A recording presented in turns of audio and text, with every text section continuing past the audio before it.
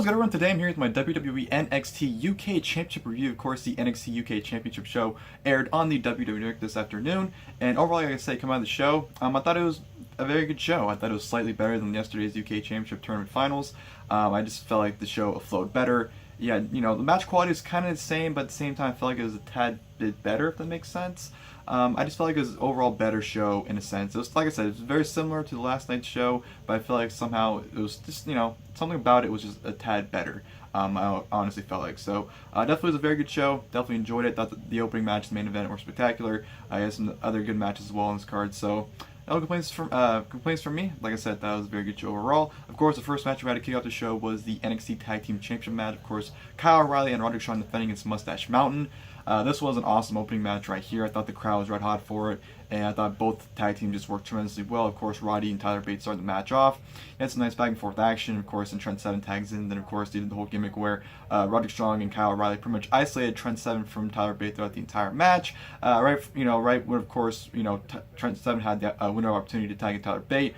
Roderick Strong pulled him down, or Kyle O'Reilly 1-2 pulled him down, so therefore it's missed opportunity. Once Tyler Bate got the hot tag, he just ran roughshod, catching them into a huge exploder. Did an awesome spot where Kyle O'Reilly had him in the choke, had him in a sleeper, and he actually deadlifted Roderick Strong up into a German suplex, and was able to do that. So that's a great spot right there. I just think anytime Tyler Bate gets a hot tag, he's just very fun to watch. He definitely showcased his abilities in last night's yesterday's 6-man tag match, and this match as well. He's just a lot of fun to watch. He definitely showcased his skills here, and like I said, hot tag. Finish came out where everyone's getting their stuff in. They hit the Dragon Suplex Lariat combination for a nice near fall until the pin got broken up. All hell was breaking loose. Roderick Strong accidentally attacked Kyle O'Reilly, was then taken out by Moustache Mountain. Trent Seven hits a huge lariat, or 7 stars lariat, onto Kyle O'Reilly, followed by the Burning Hammer, or diving knee stomp combination for the 1-2-3 victory. So Moustache Mountain are your brand new NXT Tag Team Champions. Great moment. They got a huge fucking pop. That place erupted for them winning tag team titles as well. So it was definitely an awesome moment. Like I said, great opening match right there. Really enjoyed that. And yeah, second best match of the night if you ask me. From there, I'm going to go to Killer Kelly taking on Charlie Morgan. This was really not much of a match, to be perfectly honest. It was, it was longer than the triple threat from yesterday, but this really wasn't, anything better than the match yesterday. They worked hard, but there's just no sense of urgency. I don't think anyone really cared for this match. It was a good basic back and forth action. Killer Kelly gets some nice penalty kicks, but besides that, not really too much happened in this match. And the ending was kind of sloppy with the sloppy cradle from Charlie Morgan to win. So yeah, not a whole lot happened in that match. From there, we go to which was supposed to be a number one contenders triple threat match for the WWE United Kingdom Championship. Of course, Travis Banks, Flash Morgan Webster, and Mark Andrews. But Giant Saint came out before the match started and added Noam, who was making his return to this match. Which initially I was like, because I don't really care for Noam, so I didn't really care that he added this match. I don't think he really did anything to add to it, to be perfectly honest. But I still thought it was a very good match. I enjoyed it. I thought everyone with their stuff in, especially Travis Banks. He just continues to show that urgency and that just, the way he carries himself. I'm a fan of how he presents himself, so I definitely think he did some good stuff here. Noam Dar, Flash Morgan Webster and Mark Andrews had some good interactions. Like, Mark Andrews absolutely just destroying Morgan Webster with a reverse hurricanrana, which I thought came off great. They did the whole gimmick where it's kind of like one guy in the ring at a time thing, but towards the end they all started doing everyone just getting their shit in at the end. So that's what I did like about this match. Loved, Mark Andrews countering Travis Banks's God's Ass gift into a Slumdog Millionaire. So that was a nice one for the shooting star, but he accidentally missed. Or he didn't accidentally miss. Travis Banks out of the way, missed it. Noam Dar took out Travis Banks by attacking his arm, which led to him hitting a kick on him for the 1-2-3 victory. So Noam Dar is your number one contender for the WWE UK Championship coming out of this match. Not really too sure how I feel about that, because like I said, I really don't care for Noam Dar. Not really too sure how he's going to fare in his match with the UK champion. So, it is what it is. I guess it's a match you're going to do at the first NXT UK taping. So, I don't really mind it. Just didn't really care for it. And of course, after the match, let's take the 4-way. Joe Coffey and Mark Coffey actually come out and attack Travis Banks. They attack Flash Morgan Webster and Mark Andrews, take them out to pretty much make a statement. Noam Dar teased going in the ring, but he didn't end up doing that. He ended up just walking away still. So that was a nice little beatdown to once again, I guess, lead into the NXT UK taping to see where that leads. So that was a good little segment, our post-match segment right there. From there, we go to the NXT North American Championship match. Of course, Adam Cole defending his title against Wolfgang. This was a good match, but that was just a good match. The dynamic was very odd because Wolfgang was pretty much booed out of the building, and Adam Cole was playing the face the entire match, which is very, very odd to see because, you know, Adam Cole is always a heel, so to see him work as a face and given to the crowd as a face was very, very odd. But, you know, it felt right. You know, the day Adam Cole turns face, he'll be incredibly over, so it's definitely going to be a moment when that happens. But moral of the story, Wolfgang, as I said, just working over Cole, working over his ribs, you know, hitting various gut busters on Cole. At one point, I think Cole did a springboard into the gut buster from Wolfgang to add to the injured ribs of Adam Cole. So that was pretty much the majority of what Wolfgang was doing, locking various holds on Adam Cole to his ribs. And then, of course, Adam Cole had his, you know, Fury face comeback where he started fighting back against Wolfgang, ended up hitting a brainbuster onto the back of the knee, followed by the last shot for the 1-2-3 victory on Wolfgang. So Adam Cole walks out still your North American champion. Like I said, it was a good match. Just, you know, the dynamic was weird to see them switch the roles, that Wolfgang was the heel and Adam Cole was the face. After the match, Adam Cole just riling the crowd up to do the Adam Cole Bebe thing. So I thought that was a great thing right there. And then, of course, we had Aleister Black and Ricochet taking on EC3 and Velveteen Dream.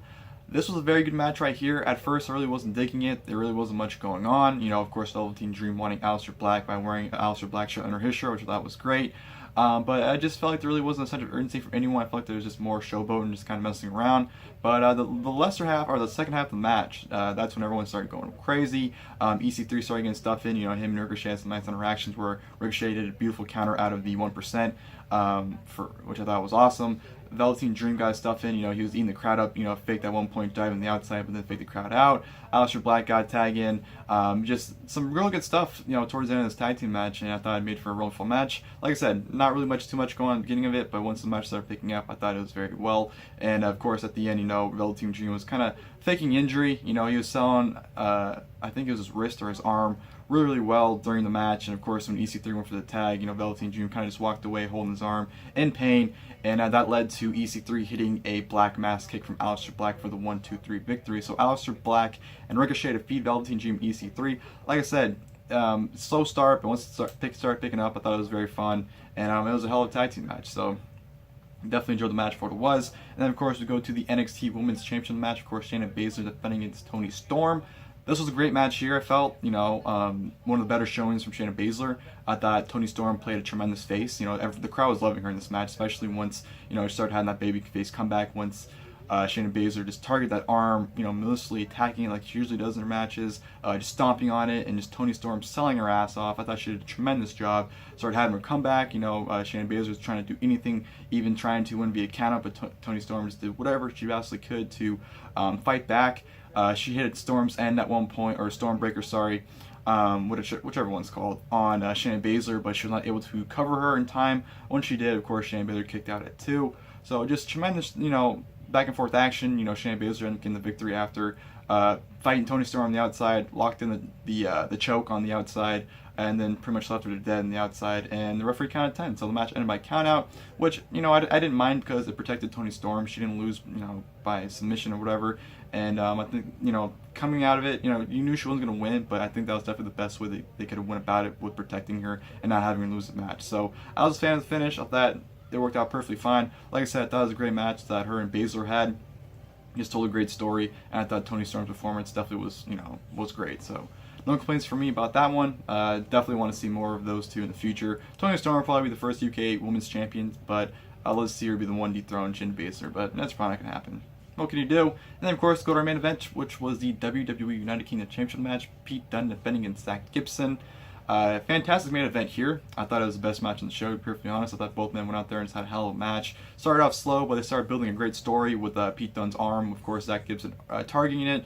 And then, of course, you know, Pete Dunne trying to return the favor and targeting his arm as well to try and isolate him from locking in the Shanky Gate. So I thought that was a tremendous story playing right there. They had some great spots. You know, Pete Dunne hitting the Exploder Suplex, or the X-Plex on the outside to Zack Gibson, I thought was great.